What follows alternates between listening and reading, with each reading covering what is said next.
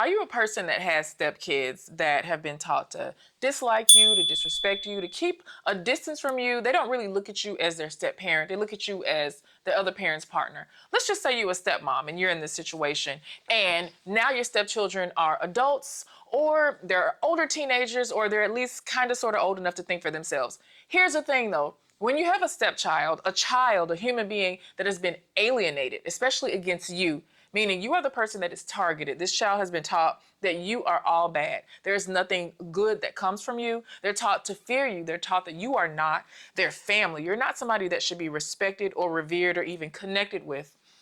This kid is going to inevitably grow up. And that's what they all told me when I first became a stepmom. The OGs would say, oh my God, no matter what's happening, especially if your situation is chaotic or you're dealing with a biological mother that has taught the children that you are not a safe space.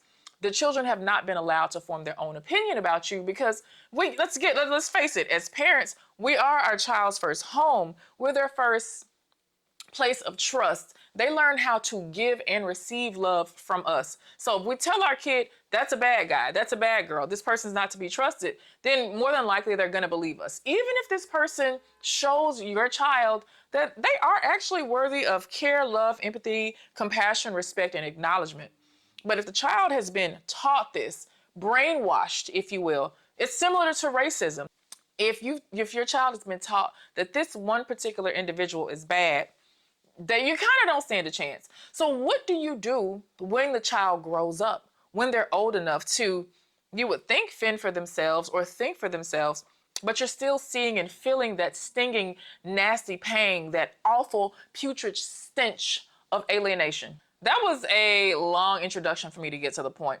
So here's the thing. If this child has been brainwashed, and we're going to say it's just like any other type of psychological abuse, then chances are your best hope, and this is kind of looking on the bright side, your best hope is to try to develop a relationship with your stepchild based on boundaries and respect.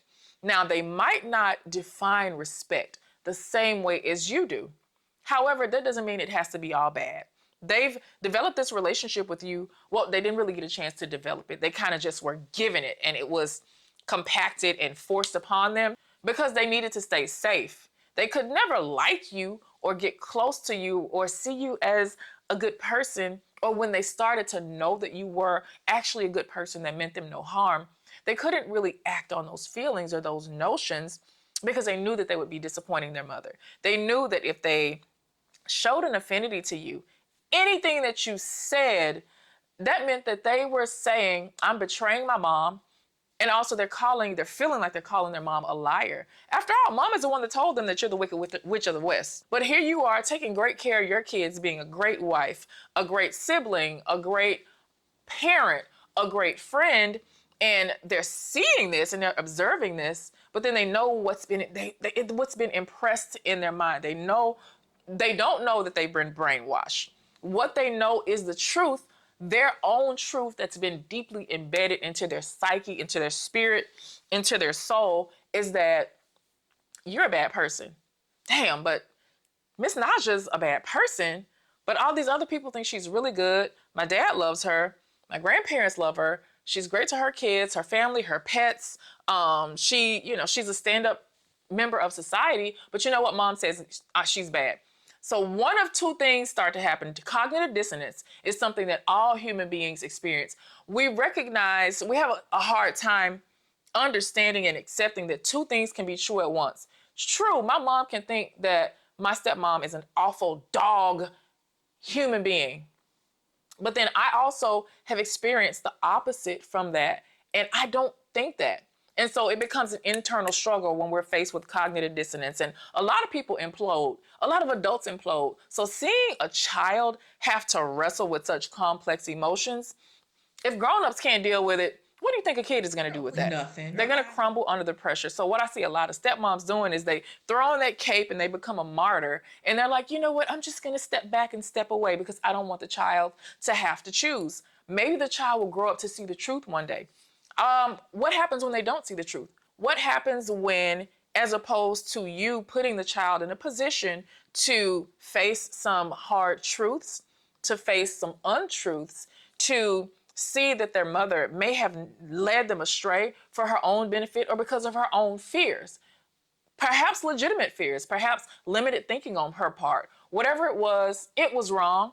We know that moms are not gods and moms are capable of being wrong. And a lot of us in this community, we understand the toxic side of motherhood, especially when it affects us in our own life. And we see how it affects their children. We kind of have a different perspective on how it affects their kids because we see it from an outsider's perspective. So when these kids are facing you and they're at high school graduations or college graduations, or they're getting married, or now they're at their baby showers, you're on the other side of stepmothering. You're not so much having to parent anymore. You're more of an ally, you're a friend. Perhaps you're a person that's on their council, or you always want it to be. If that's not happening for you, I mean, like I told you guys years ago, about 10, 11 years ago, I always said, if you can't have this close, but yeah, when these kids are being faced with having to choose who's going to be at these significant life events and it's not you, it's okay. It's okay. You kind of didn't stand a chance, stepmom. You never had a fighting chance. You were fighting against psychological abuse. You were fighting against brainwashing. You were fighting against alienation. And more than likely, your partner was in that fight with you. Because if mom is dogging you and not wanting these children to get close to you, then she was doing it to their father also. So you represent the household that is the one that mom has poured all of her fears, all of her insecurities, all of her hatred, unresolved pain, trauma, anger, unforgiveness, whatever. You represent that household, and probably the ours baby and your children do too. So you guys are not this favorite system where your stepchild feels as if they are a part of it. They always were made to feel like an outsider, but not by you. Mom told them, this is what they've been told. You don't have a place over there in that house. Well, your dad's taking care of her kids. Well, your family and your home is over here.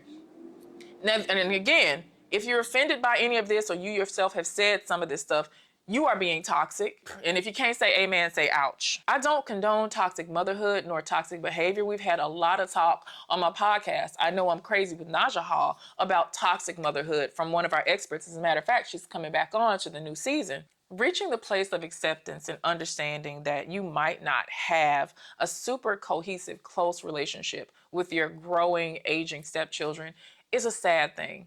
There's nothing to celebrate about it. Yet it is a fact of life for a lot of us. And there's a lot of fears that come to place. What happens as you start to age? How do you split and manage finances? What about when the inevitable happens and we reach the point of end of life? What are your expectations, if any, from your stepchildren? Perhaps you'll have to put yourself in a position to protect yourself from them. It's unfortunate that this thing happens in families. And by the way, this not only happens with stepkids, it happens with our own biological blood relatives as well. And hell, some of us, our own bio kids. And it's no shade to any of those relationships, but I talk about step parenting on this channel. So this is what we focus on. I'm not necessarily telling you to start preparing yourself now for the day when you're inevitably shunned and ignored by your stepkids. I don't even want you to stop investing in them or their future. Because if you're a good person, you're just gonna do that. But it's time to start aligning your reality with your expectations. You see, we get thrown off balance and we get super angry and anxious when our expectations do not align with our reality. If the reality is your stepchild has been taught since they were 7, 8 years old, some of you even smaller, that you're an insignificant part of their life.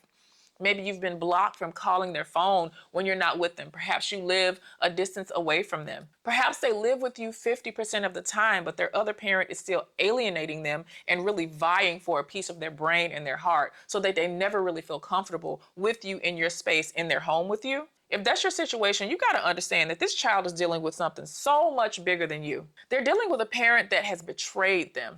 And to be quite frank, they're dealing with a parent that has poured all of their fears and insanely toxic energy all over this youthful, young, fresh life. What could have been a beautiful situation has already been tarnished.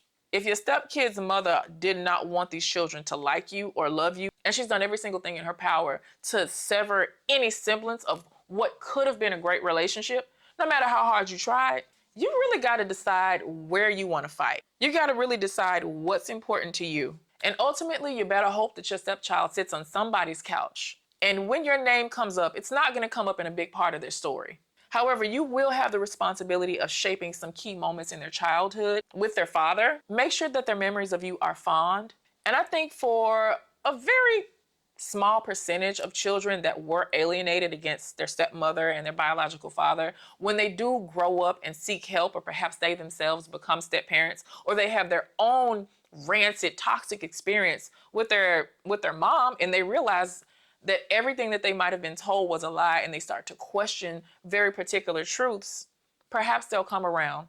The one favor you can do them, their father, and yourself is leaving the door open. And I know it's difficult. I know they've probably told you that they hate you. They don't want to be around. They've isolated themselves. Honey, that was all out of fear. It was nothing to do with you. I saw a really good quote when I first became a stepmom. It says, sometimes you will be stagehand. Sometimes you're going to be the leading lady. And sometimes you won't be in the show at all. This role has been one of the biggest challenges to my ego, probably of any role that I can think that I've ever taken on. But there's a certain je ne sais quoi in simply stepping away and allowing the parents to do it. Or offering your help to a stepchild only to be turned down, but you take your resources elsewhere. I'm not saying waste your gifts or your talents, but there's so many young people out here that need the resources that you have to give. Just because you can't put them here in this pot doesn't mean you can't take them elsewhere. Don't let them go to waste. And should this young person ever decide to come around one day and you are allowed a place in their life, show them grace, love, have the hard conversations. Don't make excuses. Absolutely do not blame their mother, and simply move on and live. If anything that I've said has made the little light bulb in your head go off, then please leave me a comment below. Also, I would love for you to visit VIPStepmom.com because it's a private membership community where I put hundreds of hours of long and short form content all in one place. And a lot of this content is not available on the internet. Y'all know why. And also, please like, share, and subscribe because I'm trying to beat this algorithm and figure this whole numbers thing out. Thank you so much for watching, and I will see you next time.